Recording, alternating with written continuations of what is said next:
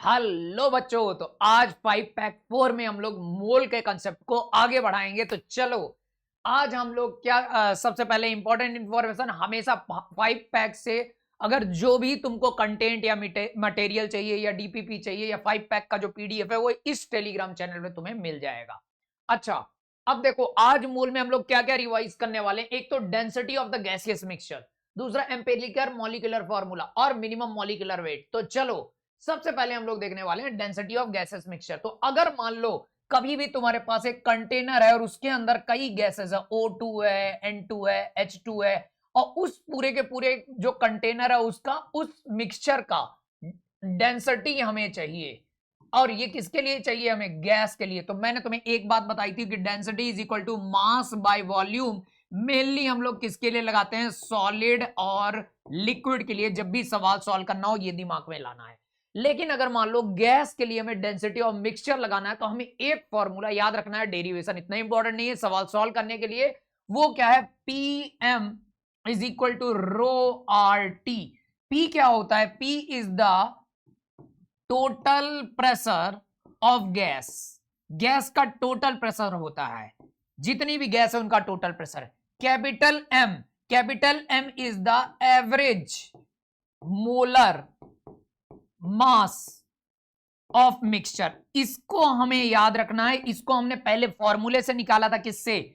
M1N1 plus M2N2 plus M3N3 upon last class में हमने देखा था N1 plus N2 plus N3। तो कभी भी इस फॉर्मूले से हम average molar mass of mixture निकालेंगे। ये M रहेगा। Rho is the density of mixture, किसी भी गैसियस मिक्सचर की डेंसिटी है। और T क्या है? टेम्परेचर है, टेम्परेचर इन केल्विन। अच्छा, एक बात और है, अगर मान लो मिक्सचर की बजाय अगर हमारे कंटेनर में, एक बात और हमें ध्यान रखनी है यहां पे कि कभी भी अगर हमारे पास डेंसिटी का फॉर्मूला पूछता है मिक्सचर के लिए तो हमें याद रखना है, यही लगाना है। लेकिन अगर मान लो हमें सवाल में केवल अकेली गैस दी हुई है, केवल एक गैस दी हुई है, मान लो O2 गैस दी है, 1 गैस दी हुई है, अब यहां मिक्सचर नहीं है, तो क्या हम इसकी डेंसिटी ऑफ O2 गैस निकालने के लिए, किसी भी गैस की डेंसिटी निकालने के लिए क्या हम ये फॉर्मूला लगा सकते हैं? तो हाँ, Pm is equal to rho R T for 1 gas. किसी एक गैस के लिए भी हम लगा सकते हैं, फॉर 1 गैस भी लगा सकते हैं। कैसे लगाएंगे? प्रेशर उस समय पे ऑक्सीजन का यानी पर्टिकुलर गैस का रखेंगे, मोलर मास केवल किसका रखेंगे? ऑक्सीजन का। यहां पे मॉलिक्यूलर वेट, यहां पे M क्या हो जाएगा? यहां पे M हो जाएगा मॉलिक्यूलर वेट ऑफ गैस। जो भी गैस हम लेंगे उसका मॉलिक्यूलर वेट हो जाएगा। और यहां डेंसिटी ऑफ गैस हम निकाल पाएंगे। R कांस्टेंट होता है, हमें पता है। T होगा हमारा केल्विन में टेम्परेचर। तो ये बात भी हमें ध्यान रखनी है। चलो एक सवाल हम करते हैं जल्दी से सॉल्व। अब देखो यहां पे क्या दिया हुआ है। यहां दिया हुआ है इन mixture of 6 gram hydrogen, hydrogen gas है, इतने ग्राम, इतने litre at STP of oxygen gas and इतने मॉलिक्यूल्स ऑफ, यहां पे CO2 गैस है। यानी एक कंटेनर है, यहां पे पहले हमें कौन सी दी हुई है? हाइड्रोजन गैस दी हुई है। कितनी दी हुई है? 6 ग्राम दी हुई है। अगली गैस हमें कौन सी दी हुई है? ऑक्सीजन दी हुई है। कितनी दी हुई है? 44.8 लीटर। कितनी दी हुई है? 44.8 लीटर ऑक्सीजन गैस दी हुई है। फिर इसके बाद हमें कौन सी दी हुई है? यहां पे देखो CO2 गैस दी हुई है। CO2 गैस हमें कितनी दी हुई है? देखो मॉलिक्यूल्स में दिया हुआ है 3.011 इंटू 10 की पावर 24 मॉलिक्यूल्स। मॉलिक्यूल्स हमें दिए हुए हैं। अब अगर इनको हमें सॉल्व करना है, हमें क्या बताना है? Find the density of gaseous mixture. तो जैसे ही हमें डेंसिटी ऑफ गैसियस मिक्सचर बोला तो हमें फॉर्मूला आ जाएगा Pm is equal to rho R T. लगाने के लिए पूरे के पूरे मिक्सचर के लिए लगाना है। तो अब हमें यहां पे क्या निकालना है? Density of gaseous mixture. तो पहले हमें यह बात देखनी है, प्रेशर हमें 2 atm दिया हुआ है। अब कुछ नहीं बोला, यानी हमारे टोटल प्रेशर यहां पे दिया होगा। तो प्रेशर टोटल जो हमको दिया है वो प्रेशर कितना दिया हुआ है? 2 atm। प्रेशर टोटल हमें दिया हुआ है 2 atm। टेम्परेचर हमें दिया है 127 डिग्री सेंटीग्रेड। इसको हम 400 केल्विन निकालेंगे केल्विन में तो ये हो जाएगा। आर की वैल्यू हमें पता होती है। Molecular mass M average mixture का हमें पहले निकालना पड़ेगा। तो उसके लिए हमें पहले मोल्स चाहिए।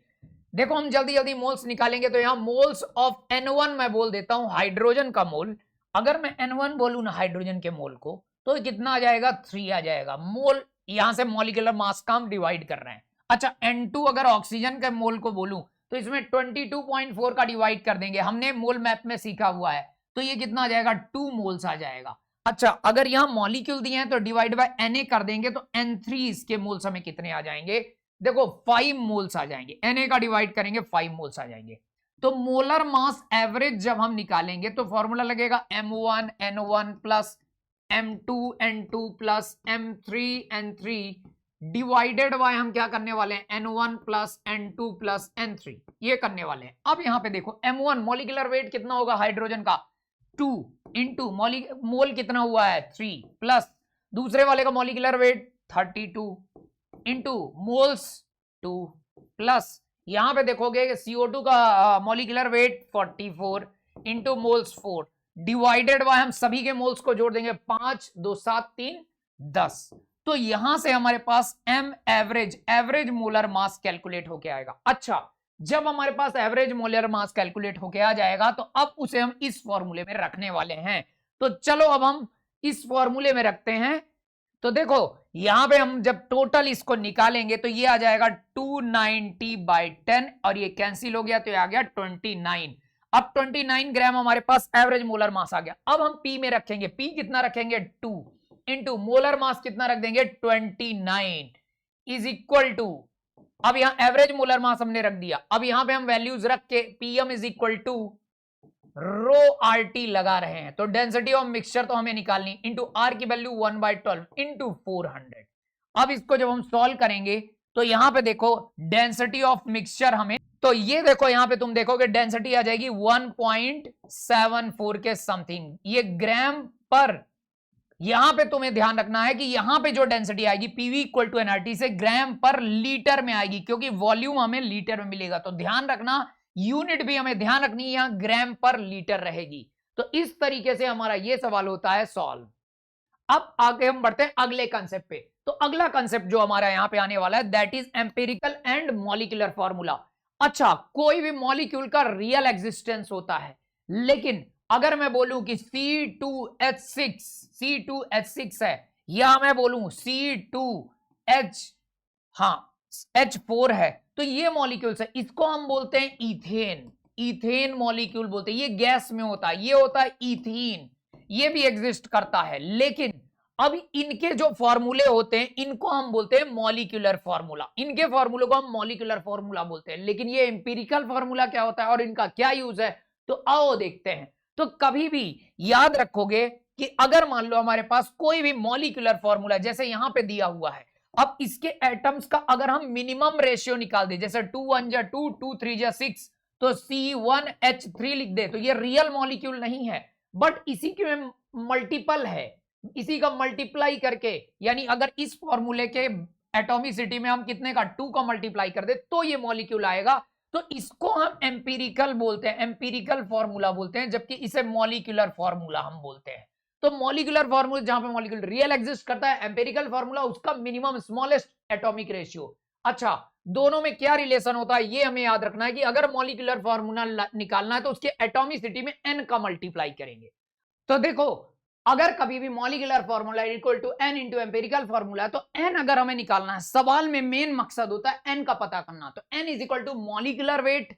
अगर हमें सवाल में उसका मॉलिक्यूलर वेट दिखा है divided by empirical weight. Empirical weight कैसे निकालेंगे, या ये वैसे ही निकालेंगे जिससे मॉलिक्यूलर वेट निकालते थे। तो अगर हमें n पता चला तो हम आसानी से सवाल सॉल्व कर देंगे। तो चलो देखते हैं कैसे। जैसे एक सिंपल सा सवाल यहां पे दिया हुआ है, यहां पे हमें दिए हैं एम्पिरिकल, फाइंड एम्पिरिकल फॉर्मूला हमें निकालना है। यहां पे देखो हमें एम्पिरिकल फॉर्मूला निकालना है जबकि हमें मॉलिक्यूलर फॉर्मूला, ये C2H4 दिया है। तो एम्पिरिकल फॉर्मूला इसका क्या करोगे, मिनिमम रेशियो लोगे तो C1 और ये H2 हो जाएगा। अच्छा अगर इसी का एम्पिरिकल वेट निकालना होता, एम्पिरिकल वेट निकालना होता तो हम कैसे निकालते, कार्बन एक है तो 1 कार्बन प्लस 2 हाइड्रोजन, 2 हाइड्रोजन और फिर इनके वेट रख देते 1 इंटू 12 प्लस 2 इंटू 1, तो यहां से आ जाता 14 ग्राम।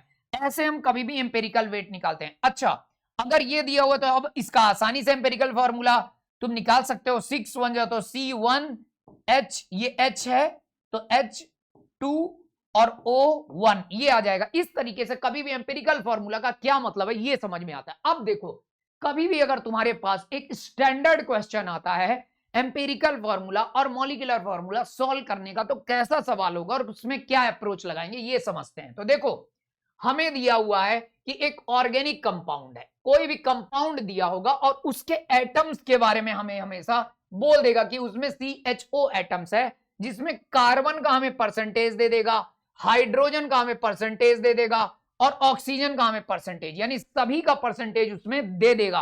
अच्छा, इसके बाद हमें मॉलिक्यूलर वेट भी यहां पे कई बार दिया होता है सवाल में। अब जैसे ही मॉलिक्यूलर वेट दिया हुआ है इससे हम समझेंगे कि n निकालने के लिए हमें मॉलिक्यूलर वेट यूज आने वाला है। Calculate the molecular. अब देखो कभी भी अगर ऐसा सवाल आए तो हम उनको स्टेप वाइज कैसे सॉल्व करेंगे। सबसे पहले हम उन एटम्स को ले लेंगे CH और O, जो भी एटम्स हमें दिए हुए हैं उनको ले लेंगे, उनका जो परसेंटेज है उसको मास के फॉर्म में ले लेंगे, ग्राम के फॉर्म में। इसका 40.687% था तो इनके परसेंटेज को मास के फॉर्म में लिख दिया। अब इसके बाद हम क्या करेंगे, जो ये मास कंसीडर किया तो इस मास से हम मोल निकालेंगे उनका, हम उनका क्या निकाल लेंगे, मोल निकाल लेंगे। अब देखो कार्बन का एटॉमिक मास 12 डिवाइड कर दिया, हाइड्रोजन का एटॉमिक मास 1, O का 16, तो इनके मोल्स हमें यहां पे सॉल्व होके आ गए हैं।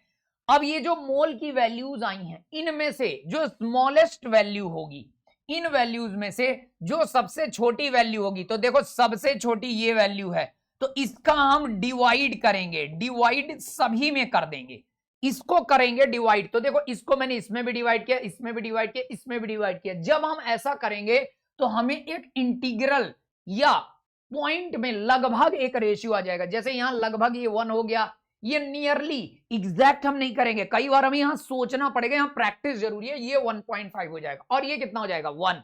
अच्छा, ये सिंपलेस्ट एटॉमिक रेशियो है, लेकिन अगर ये फ्रैक्शन में आएगा, अगर ये इंटीजर में आ जाता तो हम यहीं पे इसका यूज कर लेते। लेकिन देखो ये 1, ये 1.5 है, तो इस 1.5 को इंटीजर में कन्वर्ट करने के लिए कोई स्मॉलेस्ट नंबर से मल्टीप्लाई करेंगे जिससे ये इंटीजर में कन्वर्ट हो जाए।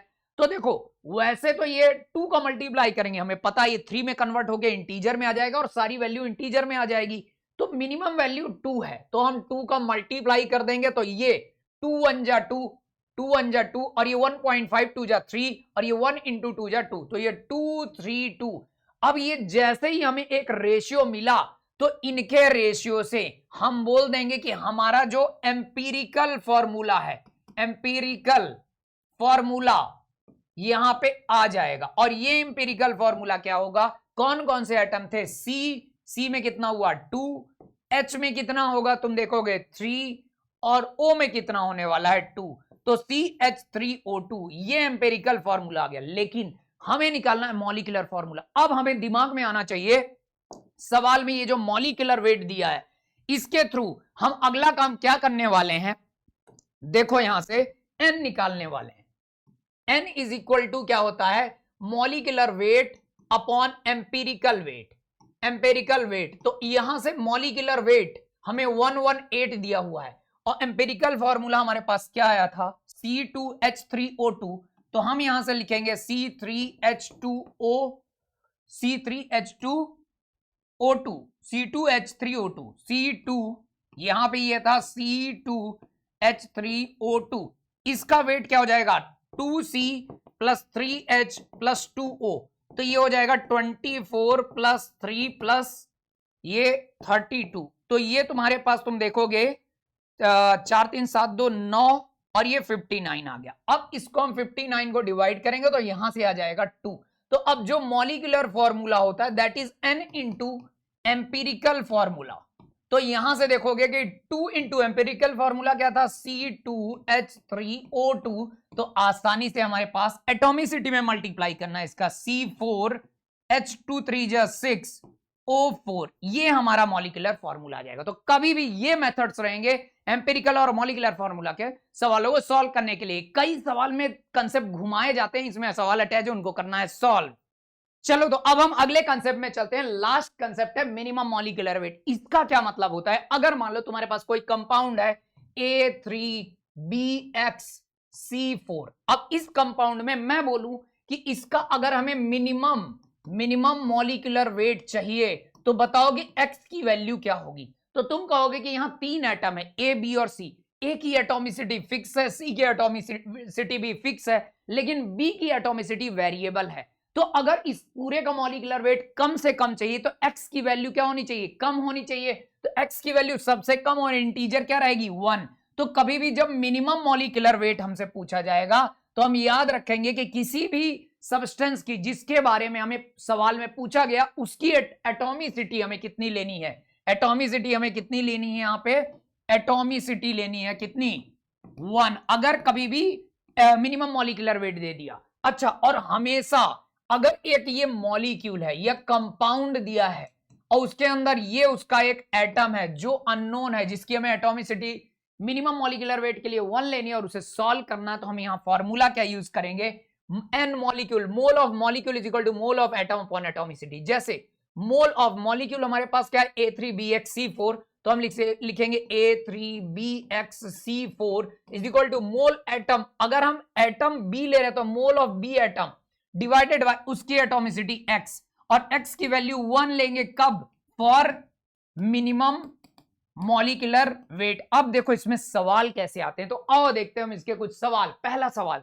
ध्यान से देखो, अ कंपाउंड है मॉलिक्यूलर वेट 1500 ग्राम, यानी एक कंपाउंड का मॉलिक्यूलर वेट ऑलरेडी हमें दिया हुआ है 1500, ओके, कंटेन्स 11.2% आयरन।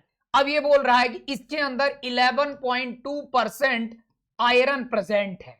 अच्छा, then find the number of iron atoms, number of iron atoms present in 1 mole of the compound, यानी हमें एटॉमिसिटी यहां पे बतानी है। क्या बतानी है, एटॉमिसिटी बतानी है।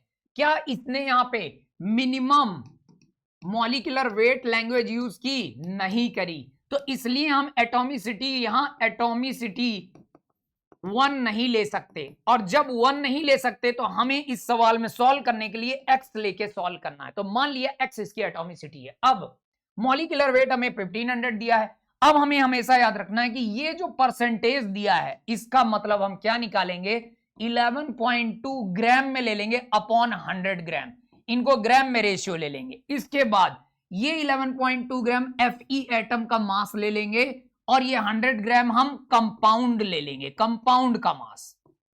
अब हम क्या करने वाले हैं, मोल निकालने वाले हैं, दोनों का मोल। अगर मास आ गया तो हमेशा हम मोल निकाल लेंगे। मोल ऑफ Fe एटम कैसे निकालेंगे, तो आयरन एटम का मोल क्या होगा, 11.2 अपॉन उसका मॉलिक्यूलर वेट कितना होता है, 56। तुम यहां से देखोगे कि ये कितना आने वाला है, स्टॉप तो देखते हैं, मोल निकालते हैं। तो अगर हम यहां पे देखेंगे, यहां पे अगर हमें Fe एटम का मोल, तो मोल ऑफ Fe एटम हम यहां पे निकालेंगे। यहां पे देखो हम मोल ऑफ Fe एटम निकालेंगे तो वो क्या आ जाएगा, मास। अच्छा, हम लोग यहां पे मोल निकालने की कोशिश कर रहे थे और लाइट थोड़ी सी ट्रिप हो गई थी, तो यहां पे देखो मोल निकालेंगे तो mole of Fe atom, mole of Fe atom हम निकाल लेंगे। मास दिया हुआ है तो मास कितना ले लेंगे, 11.2 gram divided by atomic mass कितना होता है, 50। अगर हम बात करें तो इसका ये हो जाता है 56। तो यहां से तुम देखोगे कि ये कितना आ जाएगा, तुम यहां से देखोगे ये तुम्हारा 1/10 2 यानी 1/5 आ जाएगा। मोल्स ऑफ Fe आ गया। मोल of compound, mole of compound जब हम लिखेंगे दैट इज मास कितना दिया हुआ है, 100 upon molecular mass of the compound हमें दिया है 1500। मॉलिक्यूलर मास हमें कितना दिया हुआ है, 1500, तो ये आ जाएगा 1/15। अब इन दोनों को रिलेट करने के लिए, इन दोनों को एटम और उसके अंदर का कंपाउंड और उसके अंदर के एटम को रिलेट करने के लिए हम लगाएंगे mole of compound is equal to mole of Fe divided by atomicity of atom. तो एटॉमिसिटी हमने कितनी मान ली है, x, हमने कितनी मान ली है, x। यहां पे देखो एटॉमिसिटी हमने कितनी, देखो तो यहां पे हम वैल्यूज रखेंगे। अब कंपाउंड की वैल्यू का मोल आ गया 1/15, इसकी वैल्यू हमने रख दी कितनी, 1/15। आयरन की कितनी है, is equal to 1/5 into X. अब यहां से हम देखेंगे कि x की वैल्यू आसानी से हम सॉल्व कर पाएंगे, 3 आ जाएगी। तो यहां पे एटॉमिसिटी कितनी होने वाली है, 3। अच्छा, एक टाइप का ये सवाल। अब देखो अगर सवाल ऐसा आता है, जैसे यहां पे देखो कंपाउंड है 6.4% sulphur, then what will its minimum molecular weight. अब अगर ऐसे शब्द का यूज किया मिनिमम मॉलिक्यूलर वेट का, तुरंत समझ जाएंगे कि यहां एटॉमिसिटी एटॉमिसिटी हमें कितनी ले लेनी है, 1 ले लेनी है। अच्छा 6.4% का मतलब हम क्या निकालेंगे, 6.4 ग्राम अपॉन 100 ग्राम। अब 6.4 किसका हो जाएगा, सल्फर एटम की बात कर रहा है, सल्फर का, और ये किसका हो जाएगा, कंपाउंड का। इस बार हमें कंपाउंड का मॉलिक्यूलर वेट निकालना है, हमें मॉलिक्यूलर वेट निकालना है, तो इसको हम ले लेंगे m और इसको क्वेश्चन मार्क डाल देंगे। अब देखो यहाँ पे पहले हम मोल ऑफ सल्फर निकालेंगे, तो हमें मास कितना है 6.4 अपॉन 32, तो जब हम इसको सॉल्व करेंगे तो ये 1/5 आने वाला है। मोल ऑफ कंपाउंड हम निकालेंगे, तो मोल ऑफ कंपाउंड कितना हो जाएगा, 100 मास ले लिया अपॉन मोलर मास m। अब हम दोनों के बीच रिलेशन लगाएंगे, mole of compound is equal to mole of sulphur upon atomicity, atomicity x की बजाय x कितना ले लेंगे, 1 ले लेंगे। तो अब ये क्या हो जाएगा, मोल ऑफ कंपाउंड हमें निकालने पे कितना आया था 100 upon m is equal to mole of sulphur, mole of sulphur कितना आया था हमारे पास 1/5 और डिवाइड बाय 1, तो ये यहां से तुम देखोगे कि m की वैल्यू 500, तो हमारा आंसर आसानी से आ जाएगा 500। अब हम एक लास्ट सवाल में देखते हैं, ध्यान से देखो, ये क्वेश्चन दिया हुआ है, थोड़ा सवाल को घुमा दिया है, ऐसा सवाल अगर घुमा के दे तो कैसे करेंगे, क्या है, एक हाइड्रेटेड सॉल्ट है, कौन सा हाइड्रेटेड सॉल्ट दिया हुआ है, Na2SO4 डॉट NH2O, इस टाइप का सवाल है। इस सॉल्ट को क्या किया गया है, हीट किया गया है, हीट करने पे क्या करता है, इसमें से वेपर्स यानी वाटर मॉलिक्यूल्स रिमूव हो जाएंगे, उड़ जाएंगे, तो जिसकी वजह से इसका वेट लॉस हमें दिया हुआ है कि कितना हुआ है 55.9%। अब देखो इसी सवाल को इनने घुमा दिया है, हमें सोचना कैसे है, सोचना ऐसे है कि देखो ये हुआ है वेट लॉस, ये हुआ है वेट लॉस, यानी इतना वाटर वेपर रिमूव हो गया है, इतना वाटर वेपर क्या हुआ है, रिमूव हो गया है। इस परसेंटेज को अगर हम लिखें तो ये परसेंटेज का मतलब हुआ 55.9 डिवाइडेड बाय 100। अब ये 55.9 का मतलब जितना वाटर रहा होगा वो रिमूव हुआ होगा, तो ये आ जाएगा मास, इसको ले लेंगे हम मास ऑफ पूरा का पूरा मॉलिक्यूल, वाटर मॉलिक्यूल ले लेंगे।